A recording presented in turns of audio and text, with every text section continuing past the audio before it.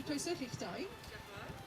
Nawr nes I gweld ti ffyr llynedd, a mae rai fi gyfadde yn synwylio bod ti'n cynerfus yn mynd o fyd ddyddiaeth mewn I sgriptio gyfres gyda gyda'r teledu. Felly mae'r profiad wedi bod yr ail waith. Wel, mae wedi bod yn ddiddorol wneud am yr ail tro. Yn enwedig gofio ffilm dy fi hefyd yn dod mas ar un pryd. Yn teimlo achos bod wedi gwneud gymaint nawr yn y byd yna. A wedyn, falle wedi gwneud bach yn fwy gyda'r bwch o gynhyrchu a siarad mwy gyda Rhys Powys yna, math o beth yn eisiau creu gyda'r gyfres yma. Fi wedi teimlo allan mwy o bethrogaeth ar y gyfres. Teimlo mwy fel bod fi'n gwybod be o'n i'n neud. Fi'n meddwl bod yn ddiddorol o fod wedi llunio y gyfres gynta.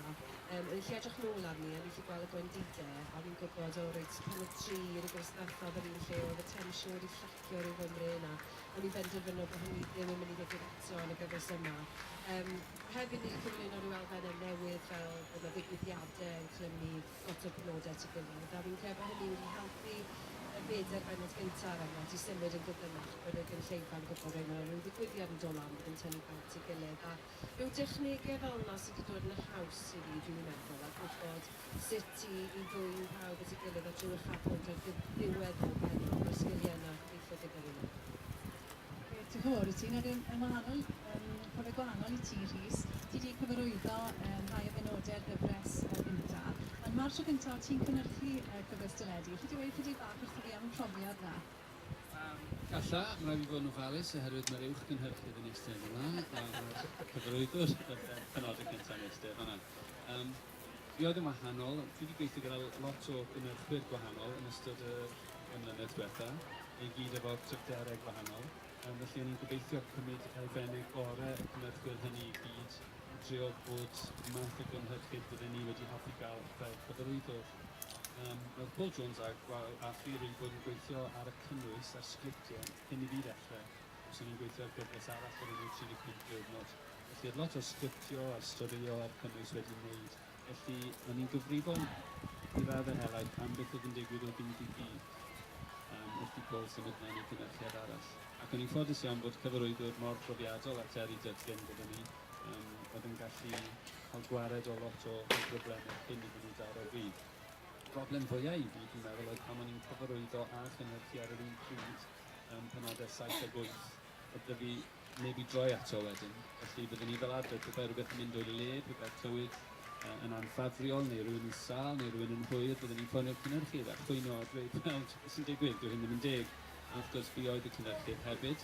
Felly sawl amser cinio byddwn ni'n cerdded o gwmpas yn cael sgyrsiau gyda fi hun yn dweud, wel, dyw hyn ddim yn iawn, a fi'n braf yn y bore, bwrw glaw yn y pnawn, dwi'n gweud, mae beth yn mynd I dorri gyda'i gilydd, be allai wneud, a wedyn byddai'r cynhyrchydd yn dweud, wel, gyd I ddod nôl rhyw dro arall, os dwi ddim yn gweithio, dere nôl fori a wneud y to.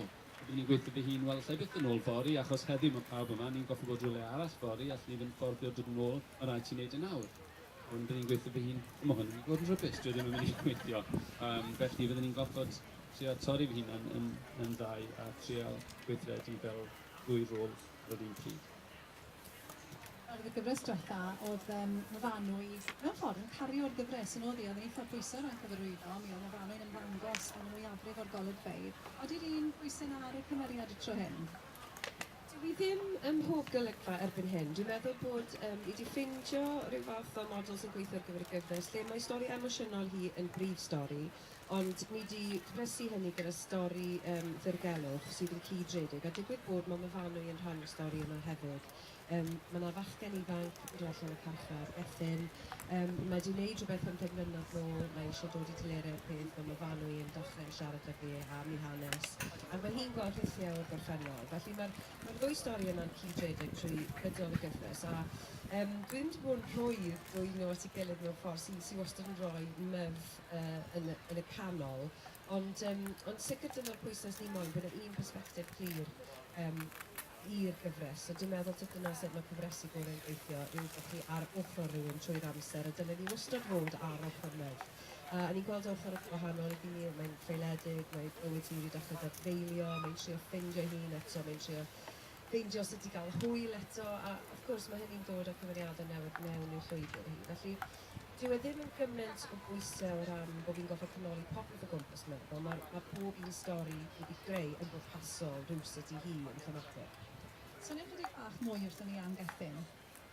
Mae Gethin yn gymeriad sydd yn teimlo rhyw eogrwydd mawr am rhywbeth sydd wedi digwydd yn y gorffennol. Mae e'n trio dod i deleri ar rhywbeth wedi wneud pan oedd e'n 19 oed. A mewn ffordd, dyw e ddim wedi tyfu lan yn iawn, ac wedi bod yn y carchar ers oedd yn 19. Felly, oedd hynny o ddiddordeb i fi, y fath ieithrwch mae Gethin yn teimlo gyda'r bywyd go iawn, y bywyd real yma. A bod wedi closio'r gofannwy, achos yn syml bod hi wedi cael ei hyfforddi i faddau i bobl. Felly dyna'r syniad ni'n chwarae arni, dwi'n meddwl drwy gydol y gyfres, bod myfanwy i fod i dderbyn be mae pobl wedi wneud, i fod i faddau, i fod i ddeall. A mae stori Gethin yn mynd yn fwy cymleth, a dwi'n mynd i gweud gormod am y stori yna, ond mae'r stori yn cael ei droi ar ei phen rhyw hanner ffordd trwy'r gyfres, a mae myfanwy'n dechrau cwestiynu yn union be mae Gethin wedi wneud. A oedd y stori hon, i wedi gwir, oedd hi'n is-blot yn ffilmi, ac oedd hi fod yn gefnlen i stori Dan y Porthor yn y llyfrgell, ond wrth bod ni'n gweithio ar y stori yna, oedd Dan ddim yn brif gymeriad, ac oedd y stori yna'n cymryd drosodd mewn ffordd, felly wnaethon ni dorri'r cwblet.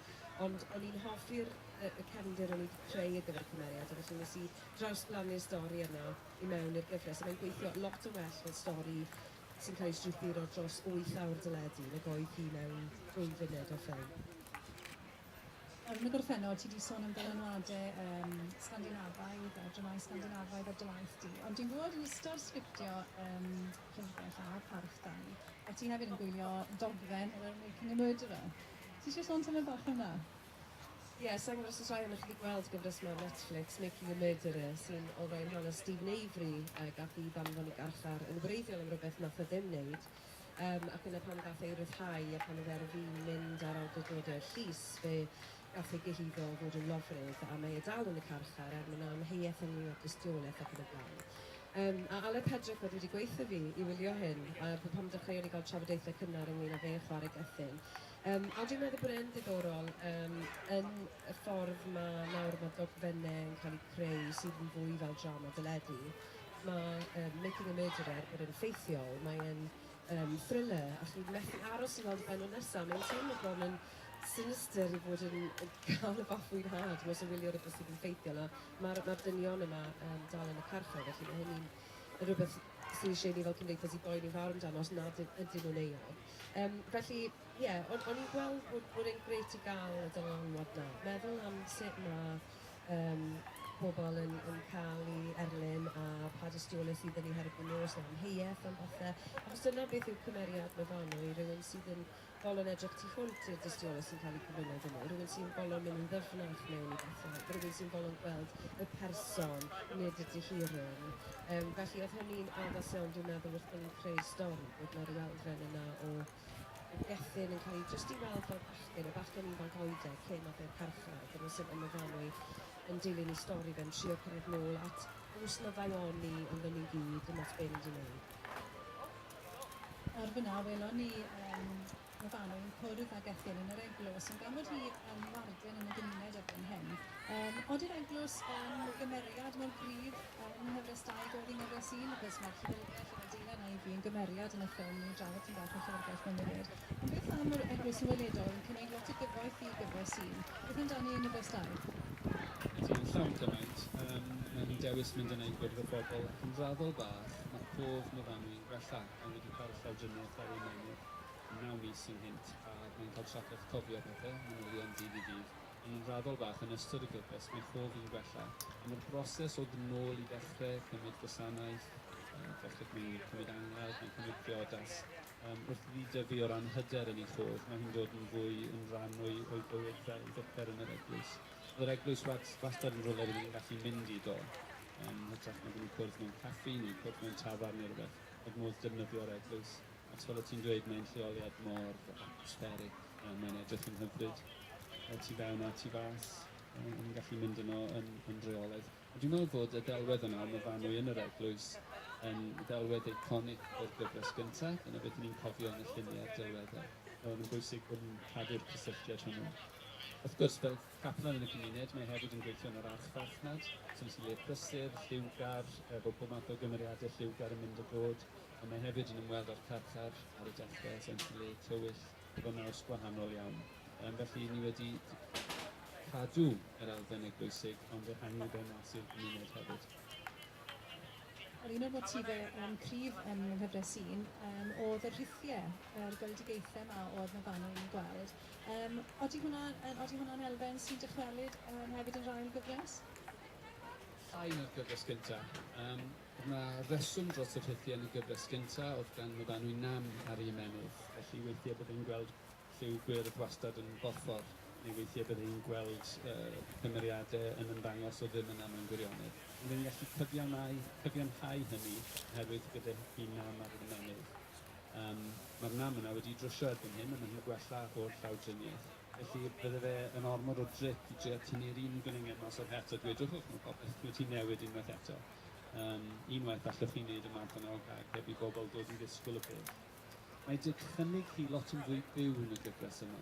Felly mae hi'n gallu dychmygu pethau i ddigwydd. Felly mae hi eisiau ddigwydd, mae hi'n gallu creu iddyn nhw ddigwydd trwy dychymyg. Felly wrth i'w chof i wella, wrth i'w ymenydd i wella ar ôl y llawdriniaeth, mae hi'n gallu creu rhithiau hunain mewn ffordd. Felly mae yna elfen ohono fe, ond nid yr un tric yn eithaf ni llynedd. Ar ni'n sylwi, pan wyt ti'n cyflwyno Dinan yn Cinemais gyda, wyt ti wedi cyflwyno Dinan fel yr awdur Fflur Dafydd, felly ti'n dal yn gweld Dinan fel awdur, nes ti ddim defnyddio'r term scriptwriting, pan wyt ti'n disgrifio dy hunan. Ac un o'r pethau oedd yn dangos y nodwedd na yn y gyfres gyntaf oedd meddyliau mewnol Myfanwy, a ni'n clywed beth oedden ni'n trwy meddwl hi yn ystod y siotio ni'n gweld hi ar y sgrin. Odi'r elfen yna wedi chadw? Ydyn, ond o'n i ddim wastad yn gyfforddus gyda'r elfen yma o glywed beth oedd ymlaen yn ei ymenydd hi. A falle o'n i'n teimlo, so dyna lle oedd yr ochr lenyddol o hwnna'n dod allan, a bod o'n i'n ddim yn teimlo bod e wastad yn gydnaws gyda'r gyfres, achos bod yn fwy blodeuol falle. Ond ges i'n perswadio i gadw nhw mewn, a o'n i'n dod i bob recordiad neu Rhys dystio hyn ac yn wneud pen pawb mewn yn y credu. Trwy newid geiriau ar yr adeg ola un, jyst wrth bod Carys yn ynganu fe, ac yn recordio, sy'n wedi, na, dyna'n swnio cweit yn iawn, felly dyna pam dyn nhw'n eisiau fi ar set bob dydd. Ond mae hynny dal yn rhywbeth, dwi'n gwybod os dwi wedi llwyddo cystal a byddwn ni wedi gobeithio. Yn y rai cyfresu, dwi'n meddwl, lle mae voice-overs yn gweithio yn wych, fel cyfres fel Peep Show er enghraifft, lle mae dyna bwriad y gyfres yn dyfa, chi'n ffilmio fe'n agos a chi'n clywed popeth sydd yn ei pennau nhw. A ryw hanner yw hon, dwi ddim yn hollol siŵr os yw'r meddyliau mewnol yna yn gweithio, ond ni wedi cadw nhw, felly gweith cynulleidfa wneud mynd â'r hunain lan be maen nhw'n meddwl. Un o'r bethau ni'n mwynhau yn gyfres gyntaf oedd yr hiwmor yn rai bethau yn heddiw chwerthin dwi'n dost. Ac dwi'n gwybod o bod wedi gweld y benod gyntaf heddi, o'na elfennau yn parhau i fod yn ddoniol. Oeddi hwnna'n rhywbeth wyt ti'n teimlo sy'n bwysig yn dy waith di, achos dwi'n meddwl bod e'n drwg yn nofel yn arbennig. Oeddi hwnna'n rhywbeth wyt ti'n teimlo wyt ti'n hoffi gweld mwy o'n yn y Gymraeg, wyt ti'n teimlo wyt ti'n gallu cyfrannu at yna? Dwi'n meddwl bod yn bwysig bod ni yn chwerthin, dim ond pa mor dywyll yw'r sefyllfa. Dwi ddim eisiau bod ni'n portreadu Cymru mewn ffordd sydd yn ddiflas, neu dwi ddim eisiau bobl i adael y cinema neu trodfod i mynd i grio. Dwi eisiau bod ni'n edrych ar bethau dwfwn diddorol bywyd mewn ffordd lle allwn ni hefyd chwerthin ar eu pennau nhw. Yn y gyfres gyntaf oedd yna elfennau o Myfanwy yn gorfod mynd i'r ysbyty ac ysgwr gwn nos ac yn y blaen, ac o'n i'n teimlo wedi dinoedd thi o'i choler. A mae'n elfen yn y gyfres yma, dwi'n meddwl hefyd o'r warden, yr eglwys, Mr Jarman. Fe'n dod â hiwmor hollol naturiol i mi, achos mae'n rhywbeth o gymeriad ici iawn a un o'r popeth mae'n fanw i wneud. A dwi'n meddwl os dwi'n meddwl bod hiwmor yn neud pethau'n gofiadwy, yn bersonol, dwi'n cofio nofel, neu dwi'n cofio'r adran, os dwi'n cofio rhywbeth sydd wedi wneud i fi chwerthin allan yn uchel. Neu bod na ryw dôn comediol tywyll ynddo fe. Yn cyfresu fel Sut Fflur Dafydd, o'ch chi yn chwerthin un funud ac yn crio funud nesaf. Ryw fath o beth fel yna yw Parch, dwi'n meddwl, bod chi'n mynd trwy ystod yr holl emosiynau mewn fanw yn teimlo. A hefyd, fi'n gobeithio bod chi'n chwerthin gyda hi ar ei sefyllfa absurd hi mewn ambell i fan, achos dyw Myfanwy ddim yn berffaith, a dyw hi ddim yn gosod ei hunan yn pedestal ac yn yr ystyr yna mewn fenyw normal, mewn fan ffeiledig, fel i ni gyd. Mae'n bwysig bod ni'n gweld yr elfennau hynny a bod ni'n gallu chwerthin arnyn nhw. Pa mor anodd yw e i fedru cyfleu'r ddwy ochr 'na ar y sgrin, Rhys? sy'n gwneud parch yn unigryw mewn ffordd. A ni'n edrych ar y benod gyda hefyd. Mae yna olygfeydd digri iawn gyda Cassie yn yr farchnad a Wayne Tate yn y chwarae gyda'r bws rhyfeddol yma dath mewn yn y benod gynta. Ac oedd e mor digri, gath e dod nôl yn hwyrach yn y gyfres. A wedyn, ti'n torri'r eglwys, mae Gethin yn dweud, sut ydw i'n gwybod mod i'n Gristion da? Yn syth wedyn, mae'n anodd iawn, achos dwi ddim yn gyfres comedi, dwi ddim yn slapstick, dwi ddim yn gallu chwarae triciau comedi, sefyllfa neu triciau yn fwriadol i wneud bobl i chwerthin. Ond eto nes i jyst ffeindio yr hiwmor a'r cynhesrwydd sy'n yn y cymeriadau, fel bod pobl yn gallu gwenu chwerthin gyda nhw, ond eto heb fod yn gomedi a dim i gael elfennau comedi. Mae'n anodd iawn. Ond pan ni yn llwyddo o bryd i'w gilydd, dyna sy'n gwneud parch yn unigryw. A dyna beth sy'n mor anodd i egluro i bobl, dwi'n gweithio ar parch, sut gyfres yw parch? Wel, yn gyfres ysgam am fenyw sydd newydd gael llawdriniaeth ar ei ymenydd.